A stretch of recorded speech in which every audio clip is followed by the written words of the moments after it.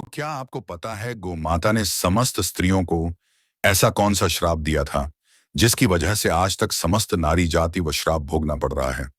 गौ माता का एक ऐसा श्राप जिसे टाला नहीं जा सका दोस्तों। वह श्राप कौन सा था, जानने के लिए वीडियो को पूरा जरूर देखें। नमस्कार दोस्तों, स्वागत है आपका।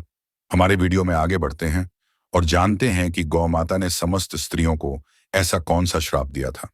दोस्तों, एक समय की बात है जब भगवान श्री कृष्ण अपनी राजगद्दी पर विराजमान थे। तब उनके पास देवर्षि नारद मुनि आती है और कहते हैं, हे प्रभु, मैं आज मृत्युलोक में भ्रमण कर रहा था। तभी एक स्त्री ने पूछा कि पहले स्त्रियों के बच्चे होते थे तो वह पैदा होते ही चलने लगते थे, परंतु अब ऐसा नहीं है। यह क्यों प्रभु? मुझे इस प्रश्न का उत्तर याद नहीं था, इसलिए मैं आपके पास आई। कृपया मुझे इस प्रश्न का उत्तर बताएं। श्री कृष्ण कहते हैं, हे देवर्षि, तुम्हारा यह प्रश्न समस्त स्त्री जाति के लिए अत्यंत महत्वपूर्ण है। अगर तुम इस प्रश्न के उत्तर को जानना चाहते हो तो ठीक है, मैं तुम्हें एक कथा सुनाता हूं। तुमको इस कथा के माध्यम से पता चल जाएगा कि किस वजह से अब स्त्रियों का बच्चा पैदा होते ही चल नहीं पाता है। तब देवर्षि नारद कहती हैं कि प्रभु, मैं इस कथा को पूरा सुनूंगी, कृपया आप कथा को सुनाएं। दोस्तों, अगर आप भी जानना चाहते हैं कि इस प्रश्न का उत्तर क्या है तो मित्रों, वीडियो को आखिरी तक जरूर देखें और वीडियो को लाइक अवश्य करिएगा। तो मित्रों, श्री कृष्ण कहते हैं, हे देवर्ष, एक नगर में एक रामचंद्र नामक व्यक्ति रहता था। रामचंद्र एक स्वार्थी व्यक्ति था। रामचंद्र के पास में एक गाय थी। वह गाय दूध देती थी और रामचंद्र उस गाय को हरा भरा चारा खिलाकर उसका दूध निकाल करके उस दूध का बिक्री किया करता था। रामचंद्र गाय का दूध खुद भी पीता था और अपने परिवार वालों को भी पिलाता था। गाय के दूध की वजह से ही रामचंद्र अपने घर की दिनचर्या चलाता था। रामचंद्र का समय इसी तरह से व्यतीत हो रहा था। कुछ दिनों के बाद एक समय ऐसा आया कि जब रामचंद्र को गाय ने दूध देना बंद कर दिया। जैसे ही गाय ने दूध देना बंद कर दिया तो इधर रामचंद्र ने उस गाय को चारा डालना बंद कर दिया। और एक दिन ऐसा आ गया कि उस दिन रामचंद्र ने गाय को बहुत मारा पीटा और उसने उस गाय को घर से ले जाकर जंगल में छोड़ दिया। अब वह गाय बेचारी अकेली पड़ गई। बेचारी अकेली यमकारी जंगल में इधर उधर घूमती फिरती है और एक दिन जंगल में बने एक मंदिर के पास में पहुंचती है और भगवान से विनती करते हुए कहती है, हे भगवान, मैं आपसे यह नीति करती हूं कि हमें गाय की योनि में डालकर कितना गलत काम किया है।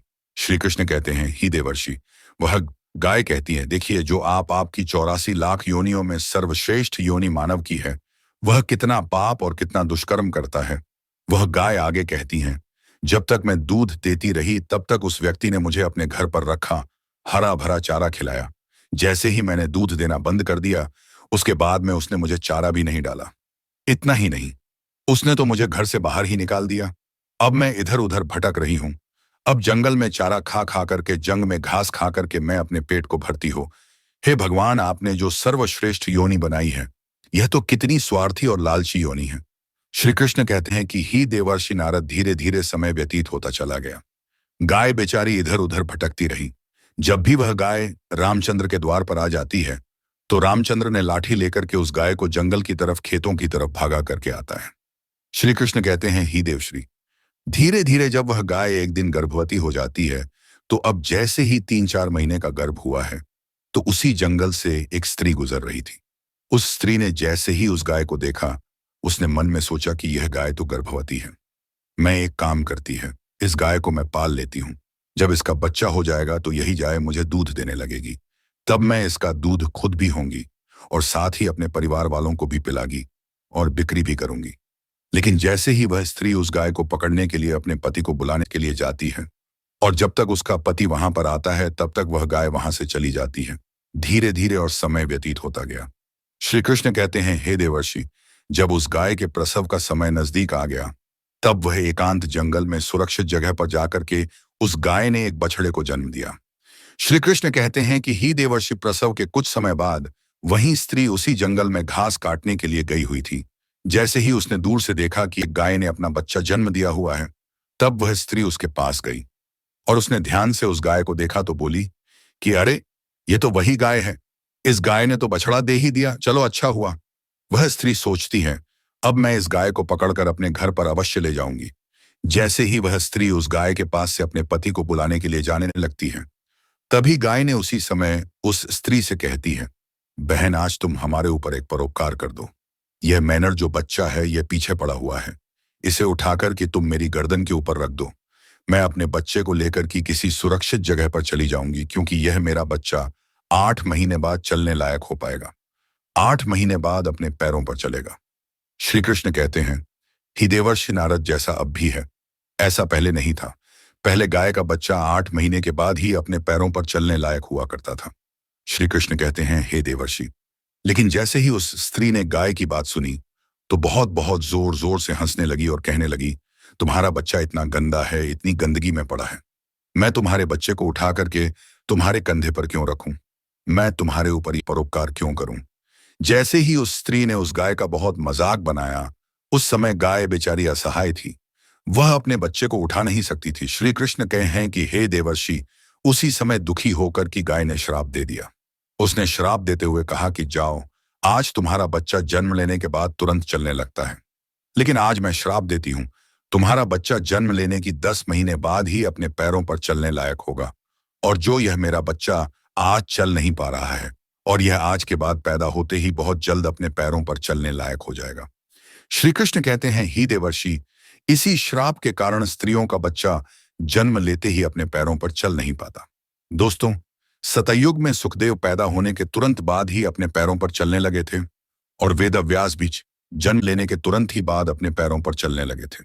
यह बात तो सतयुग की थी, लेकिन कलयुग में ऐसा नहीं है। कलयुग में बच्चे को अपने पैरों पर चलने के लिए कम से कम 9 से 10 महीने लग जाते।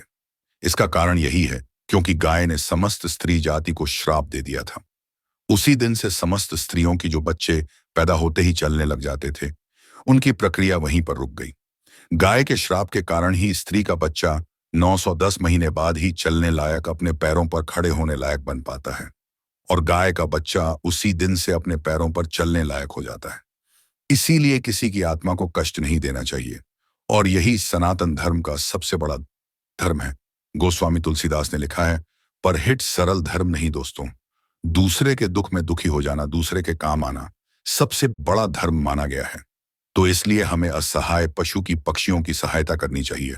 गाय के श्राप की वजह से ही जितनी भी पशु पक्षी हैं, उन सबके बच्चे जन्म लेने के तुरंत बाद चलने लग जाते हैं।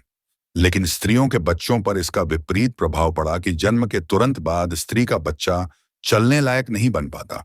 एक स्त्री की गलती से आज समस्त मानव जाति की महिलाओं को श्राप का खामियाजा आज भी भुगतना पड़ रहा है।